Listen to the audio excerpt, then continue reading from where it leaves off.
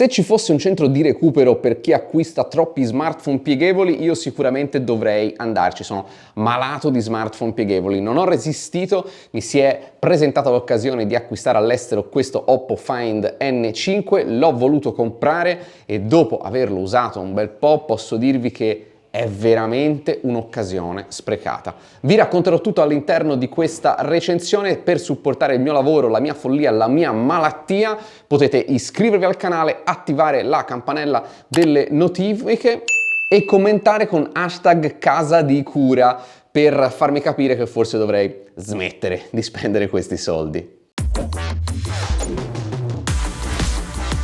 Non ci può essere una bella recensione senza un bel unboxing. Allora, vi dirò, il bel unboxing ve lo andate a vedere sui social perché lì è l'occasione dove vi faccio vedere non solo il contenuto di questa confezione che ora vedrete anche in questo momento, ma intanto lo smartphone era già aperto all'interno, ma anche tutto quello che mi hanno regalato in Asia quando ho acquistato questo smartphone, perché è totalmente un'altra esperienza d'uso. Vi dico solo che c'è anche un cofanetto in pelle.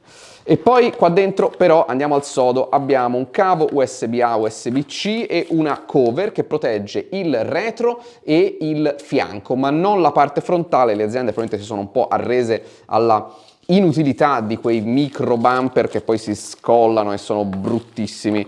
Però insomma vabbè, probabilmente se volete qualcosa che protegga del tutto dovete acquistare una cover a parte. E poi abbiamo questo che è l'alimentatore, in questo caso con presa UK da ben 80 watt, alla faccia del mercato europeo dove questi ormai sono una vera rarità. E adesso partiamo dalla qualità costruttiva. È uno smartphone pieghevole, c'è un sacco da dire, ma è anche super sottile. Ed eccoci qua a guardare questo Find N5 un po' più da vicino. Questa è la finitura bianca, effetto marmo, effetto un po' quasi un po' sabbia, un po' particolare, molto bello, molto più bello secondo me della colorazione nera. Blocco fotografico leggermente sporgente, ha fatto veramente un bel lavoro Oppo nel riuscire a contenere lo spessore che nel totale di 8,9 mm da chiuso, poi da aperto ve lo farò vedere, è veramente straordinario. Ovviamente tutto realizzato in metallo con il retro in vetro. Sul lato destro, quantomeno da chiuso, abbiamo il tasto di accensione con il lettore di impronte digitali, il bilanciere del volume che è un po' alto e addirittura lo switch in 3 posizioni per la suoneria, quindi silenzioso, vibrazione oppure con la suoneria al massimo volume. Abbiamo poi qua sopra altri speaker, altri microfono, abbiamo simmetria per gli speaker, quindi un vero audio stereo. La cosa veramente incredibile di questo smartphone è che è un pieghevole, ma queste sono le dimensioni di uno smartphone normale, anzi un S25 Ultra, uno Xiaomi 15 Ultra sono ben più grandi, 160,9, 74,4, vi ho detto 8,9 mm di spessore, ma da aperto sono solo 4,2 mm, è sottilissimo. La porta USB-C, vedete, praticamente prende quasi l'intero spessore dello smartphone ed è veramente sorprendente, anche perché dal punto di vista costruttivo è veramente notevole. La cerniera ha una resistenza giusta, nel senso che non è troppo facile da aprirlo, ma una volta che si supera il primo punto poi aprirlo diventa veramente facilissimo e in più una volta aperto nell'ultimo scattino c'è una sorta di molla che lo spinge completamente aperto. Questo vuol dire che non lo si può ottenere proprio a tutte le angolazioni, vedete a questa per esempio è proprio il limite, basta un po' sfiorarlo che poi va a, appunto, ecco qua, ora l'ho protetto col dito per non farlo sbattere, ma va ad aprirsi definitivamente, ma in tutti i valori intermedi, soprattutto anche quasi chiuso, lo smartphone può rimanere bloccato, guardate, a tutte le angolazioni che volete, fino a appunto più o meno qualcosa tipo così, purtroppo non più sdraiato di così perché poi tende appunto con la molla ad aprirsi definitivamente. Ottima cerniera, forse ancora preferisco quella dello Fold, ma però qui abbiamo la sottigliezza che il Fold se lo scorda, questo sembra un mezzo Fold da quanto è sottile. Il peso sono 229 grammi, giusto per uno smartphone di questo tipo, è IPX9, quindi non resiste alla polvere ma resiste all'acqua anche ad alta pressione, anche ad alta e bassa temperatura. Non potrò smettere di ripetere, almeno alle persone a cui lo mostro nella vita reale, quanto questo sia uno smartphone pieghevole eppure sembri così tanto nelle dimensioni e nella forma uno smartphone normale. Nessuno era riuscito a fare così bene come Oppo. L'unica azienda che è arrivata molto vicina a questa soluzione è Honor, che però forse ha una finitura un po' meno pregevole e magari ha anche una forma un pochino più stondata che tradisce un pochino il fatto che sia un pieghevole. La finitura non c'entra niente col tradire le dimensioni, ma è semplicemente una cosa di gusto e devo dire che secondo me questo è il migliore in circolazione. Parliamo di scheda tecnica perché questo smartphone ha tutte le carte in regola per essere non solo un top ma anche un premium. Parliamo di specifiche tecniche, quindi mettiamo un attimo lo smartphone qui da parte e abbiamo un processore Snapdragon 8 Elite, la versione quella specifica per smartphone pieghevoli che troviamo per la prima volta utilizzato su uno smartphone, ovvero qui lo Snapdragon 8 Elite con 7 core invece che 8, frequenza massima di 4,32 GHz con processo produttivo a 3 nanometri, GPU Adreno 830, 16 GB di RAM, 512 GB di memoria interna UFS 4.0, ovviamente non espandibile, eccellente connettività 5G, Wi-Fi 7, Bluetooth 5.4, c'è il supporto eSIM, c'è il supporto doppia nano SIM, la USB-C è una 3.1 Gen 2 e poi abbiamo ovviamente l'NFC, un lettore di impronte digitali posizionato sul fianco che funziona bene. Peccato, si poteva fare come il Vivo, mettere due bei lettori di impronte digitali ultrasonici nel display, uno dentro e uno fuori, però vabbè, diciamo che questa è anche un po' una piccolezza. Non c'è nella versione global il supporto al satellite SOS, la vibrazione è, devo dire, buona, non è la mia preferita, ma su uno smartphone così sottile sembra comunque adeguata, quindi non è che mi disturba. Insomma, abbiamo l'hardware di un vero smartphone top e devo dire, boh, sarà questo core in meno, ma anche in termini di temperatura questo smartphone non ha scaldato esageratamente, forse un pochino durante i primi giorni di utilizzo direttamente a Singapore con un'umidità spaventosa, umidità e temperatura spaventosa, ma era giusto un po' tiepido, ecco, non diventa mai incandescente.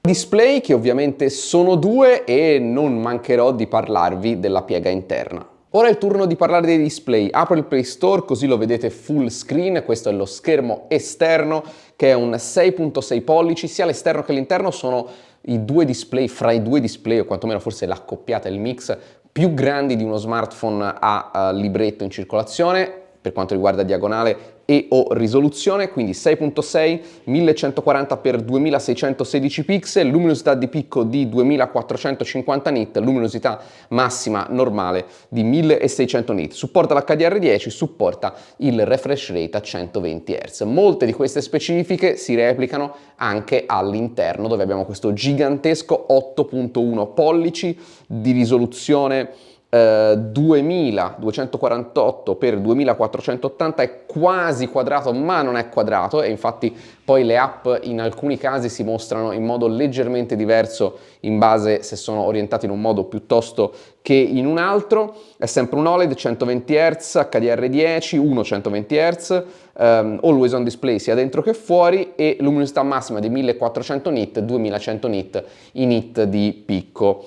La piega, parliamo della piega. L'azienda ha messo una pellicola antiriflesso e poi ha fatto tutto quello che ha fatto negli anni anche sui predecessori per renderla meno visibile. Vedete, se ve la faccio vedere qui, anche se lo muovo non la notate. Quando è che apparirà? Quando ci batte sopra una fonte diretta di luce, ma altrimenti la piega, guardate, veramente non si vede.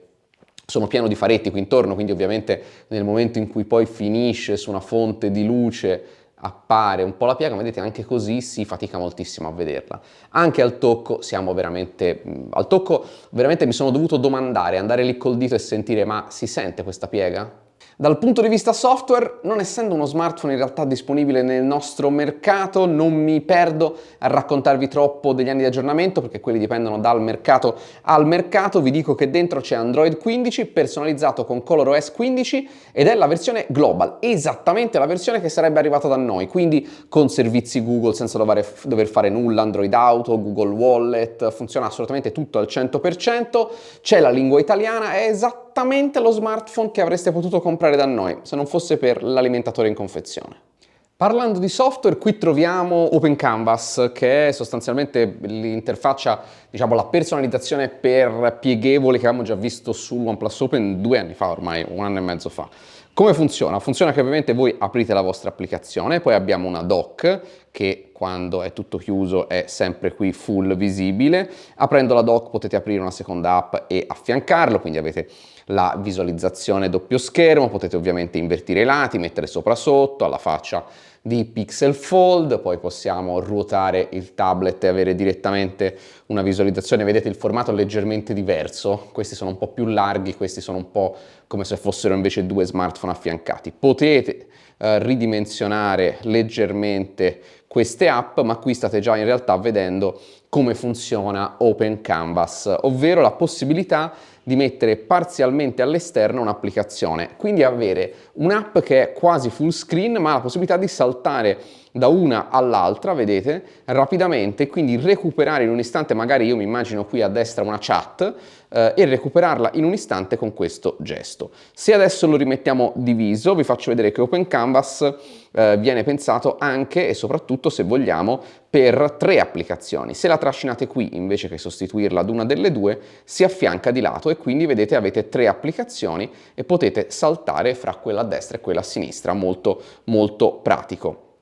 Da qua su possiamo chiudere, possiamo cambiare l'applicazione, mandarla a schermo intero, oppure finestra mobile, che sono ridimensionabili non a piacimento, il formato rimane, vedete, sempre quello classico dell'applicazione, e poi se la riducete di una certa dimensione invece va sostanzialmente come se fosse a icona nell'angolino, ed è veramente fluido, è tutto intuitivo, più che altro è molto molto intuitivo. Questa è una cosa che mi è piaciuta veramente, veramente tanto. Se adesso faccio espandi, quello che succede è che me la mette sotto invece che sopra, e così potete avere questa alternativa di visualizzazione di Open Canvas. Insomma, è la mia interfaccia preferita su di un pieghevole. Io faccio solo una critica, che è quella di non poter rafforzare applicazioni in una modalità flex, la chiamo così perché è come la chiama Samsung, ovvero quando io piego il dispositivo così vorrei poterla mandare forzatamente solo nella metà superiore, molto comoda per le app video che non sono YouTube, che invece lo fanno naturalmente, per utilizzare quindi lo smartphone come se fosse uno stand per guardare video anche in app che appunto non sono YouTube. Per il resto è veramente fluido, è scattante, c'è la barra laterale che ci permette di aprire velocemente applicazioni, ma anche i file recenti o la doc dei preferiti. Se entriamo nel browser possiamo sfruttare l'intelligenza artificiale per riepilogare un articolo o avere lettura ad alta voce, tra l'altro tutto perfettamente in italiano, assolutamente, come vi ho già detto prima, questo è il firmware global che sarebbe arrivato in Italia se questo smartphone fosse uscito in Italia. C'è lo Zen Space, c'è la possibilità di clonare applicazioni, vi faccio vedere anche, vedete che in sostanza c'è la doppia visualizzazione per i software che doppia visualizzazione, cioè destra-sinistra con l'app, per esempio Telegram, anche ce l'ha WhatsApp. Come funzionalità del display pieghevole queste non sono tantissime, quindi è la mia interfaccia preferita, ma non ci sono tantissime opzioni, questo assolutamente sì. C'è iStudio dove potete andare a creare delle, anche senza iscrivervi, no, in realtà dovete per forza iscrivervi, usando i crediti potete andare a creare, usando dei modelli, delle vostre versioni modificate all'intelligenza artificiale, vabbè, insomma, diciamo niente di sorprendente. C'è ovviamente Gemini, c'è tutto quello che trovereste su un software del genere. Vi faccio vedere una cosa interessante: se state guardando, leggendo qualcosa sullo schermo interno, avete qualche secondo per fare questo gesto e riportare quello che avevate sullo schermo esterno. Al contrario, se lo stavate guardando sullo schermo esterno, vi basta aprirlo per averlo istantaneamente invece su quello interno. Niente da dire, veramente ottimo. Non ho indicazioni precise su quanti anni verrà aggiornato, ma perché anche non viene lanciato nel nostro mercato e quindi sono informazioni che dipendono dai mercati dove poi effettivamente andate a comprare uno smartphone del genere, che da noi ufficialmente non c'è. Interessante questo kit fotografico, anche se non è tutto oro. Abbiamo una 50 megapixel f1.9 stabilizzato otticamente, una 50 megapixel 3x f2.7 e una grandangolare purtroppo 8 megapixel f2.2. Ci sono poi due altre fotocamere, una all'interno del display esterno, una all'interno del display interno, e sono entrambe dalle 8 megapixel f2.4. Andiamo a vedere l'interfaccia della fotocamera, la classica di Oppo, con qui adesso abbiamo questi template predefiniti che semplicemente io non comprendo. Andiamo a prendere uno degli accessori che vi farò vedere magari dopo, così per averlo come soggetto. Abbiamo qui 2x che è un'interpolazione, come anche il 6x, il 3x invece è una fotocamera ottica, e abbiamo, vedete, la macro automatica sulla grandangolare, che non è niente di che, anzi è proprio scarsina, proprio perché la grandangolare non è niente di che. Io ho fatto foto belle ravvicinate con il 3x, dovete, diciamo, la distanza minima non è proprio quella di una macro, perché la messa a fuoco non è da distanze così estremamente ravvicinate come la wide, peccato. Modalità ritratto, modalità video, modalità master, che è quella della modalità sostanzialmente Hasselblad, se vogliamo, visto che c'è questa collaborazione, e qui in alto abbiamo queste altre modalità. Andiamo a vedere come scatta le foto questo dispositivo. Allora, partiamo dalle cose negative. Le fotocamere selfie, quelle da 8 dentro i display, sono per le videochiamate, tanto potete farvi selfie con quella principale senza problemi. La grandangolare è il tallone d'Achille di questo smartphone. Avete visto anche dalla wide, dalla macro, ma in generale gli manca un po' di definizione, al buio si nota che manca questa definizione, e poi anche sui video ci sono delle limitazioni che vi dirò dopo. La zoom, finché la luce è discreta, è veramente buona, mi è piaciuta tanto e secondo me è una delle fotocamere migliori sui pieghevoli, non in assoluto forse, ma assolutamente una delle migliori. La fotocamera principale mi ha convinto, devo dire, al 100%. Non è la migliore in assoluto, ma è assolutamente da top / premium. Il software qui è tunato veramente bene per l'hardware a disposizione, fa veramente dei bellissimi scatti, guardateveli, ho fatto delle foto incredibili. Quelle di notte sono veramente indistinguibili da buona parte degli smartphone premium, sono veramente bellissime. E ovviamente poi, come vi dicevo, potete sfruttare le fotocamere principali anche per farvi selfie e video selfie. Per quanto riguarda i video, 4K 60 dalla principale, 4K 30 mi pare dalla fotocamera zoom, e Full HD purtroppo dalla grandangolare. E questa è veramente una stortura, veramente un peccato. Questa fotocamera grandangolare è l'unica cosa dal punto di vista hardware che stona con il resto dello smartphone, che per il resto è veramente una bomba incredibile. In più, dal punto di vista dell'intelligenza artificiale, c'è la Eraser, c'è la rimozione dei riflessi, questa funziona bene, la Eraser funziona così, niente di eccezionale, non è il migliore in circolazione, ad essere sinceri. Ed eccoci quindi in gioco, vedete 119 fps, vediamo se riusciamo a farci valere, perché qui stiamo già sopperendo ai nostri nemici che ci stanno colpendo da ogni dove. Vediamo se riusciamo quantomeno a tirar giù quell'aeroplanino lì. No, non ci riusciremo mai, ma tanto l'antiaerea spara da solo, e infatti ce l'abbiamo fatta. Eccolo laggiù, insomma 120 fps fluidi. Andiamo anche noi con il nostro aeroplanino, che è un po' full screen, devo dire. Questo è un formato che magari i giochi digeriscono un pochino peggio da un certo punto di vista, però guardate che fluidità, guardate che dettagli veramente godibili su quello che 8.1 pollici è a tutti gli effetti un tablet. Oh, finalmente forse per una volta sono riuscito a fare un agguato decente. Vediamo se il mio attentato suicida serve a qualcosa. Vabbè, stiamo morendo tutti, quindi posso anche uscire, veramente non male. Non ho commentato l'audio, vediamo se riesco a rientrare giusto per commentare l'audio, che è buono, non è altissimo, non distorce, ma poteva essere un pochino più alto. Non è neanche basso in generale, diciamo che rimane bassino fino a metà volume. Veramente, vedete, riesco tranquillamente a parlarci sopra senza alzare la voce, mentre invece alzando, diciamo, si fa un pochino più valere. Bene, parliamo adesso davvero della batteria. Grazie alla tecnologia silicio-carbonio abbiamo la più grande batteria su uno smartphone di questo tipo, 5600 mAh. Con utilizzo medio intenso, mix fra display interno e esterno, potete anche avvicinarmi a 2 giorni di autonomia. Veramente notevolissimo. E tutto questo nonostante la sottigliezza, e l'azienda è riuscita comunque a mettere una ricarica cablata a 80 watt e una wireless a 50 watt, veramente spettacolare. E siamo arrivati quindi alle conclusioni. Come avrete capito, lo smartphone mi è piaciuto, e mi è piaciuto così tanto che questa è veramente, veramente un'occasione sprecata. Questa è stata un'occasione sprecatissima da parte di Oppo per far vedere al pubblico che cosa può fare sul mercato.